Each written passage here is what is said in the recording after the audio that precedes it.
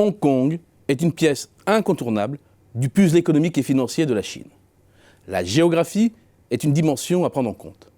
Intégré au territoire chinois, Hong Kong se situe à l'embouchure de la rivière des Perles au sud-est du pays. Sa situation géographique exceptionnelle et son histoire en fait la porte d'ouverture naturelle de la Chine vers le monde. Un pion essentiel dans la stratégie mercantiliste de l'Empire du Milieu après son adhésion à l'OMC en décembre 2001, car les ports continentaux étaient alors sous-développés. Ce rôle de plaque tournante de Hong Kong se lie parfaitement à travers l'évolution de ses échanges commerciaux avec la Chine continentale.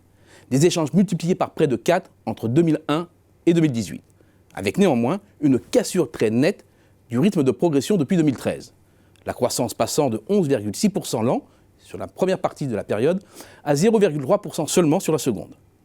Entre Shanghai, sur la côte centrale, qui tire profit de son statut de zone de libre-échange, Shenzhen et Canton, qui ont bénéficié d'énormes investissements publics, Hong Kong a glissé entre 2004 et 2018 de la première à la 7e place mondiale des plus grands ports à conteneurs et se retrouve distancé par 4 autres sites chinois.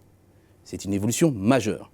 Maintenant que toutes les portes sont ouvertes, Hong Kong perd un peu de sa spécificité et le trafic annuel qui y est traité représente moins de la moitié de celui du port de Shanghai, reléguant l'ancienne colonie britannique en 2e division.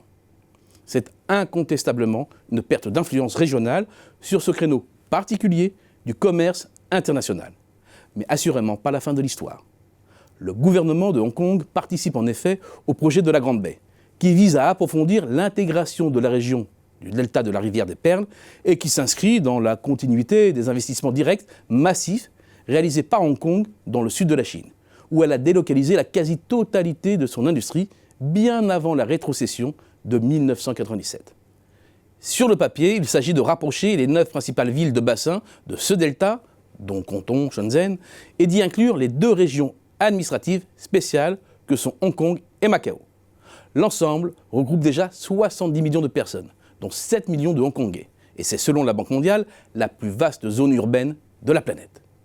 Mais pour parvenir à concurrencer la baie de Tokyo, de San Francisco ou de New York, encore faut-il attirer les financiers, les chercheurs, les entreprises, leurs cadres dirigeants. Hong Kong est dès lors incontournable, grâce 1.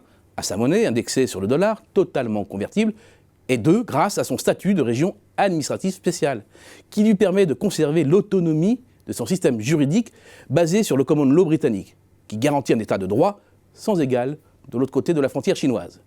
Mais c'est aussi un système fiscal très avantageux.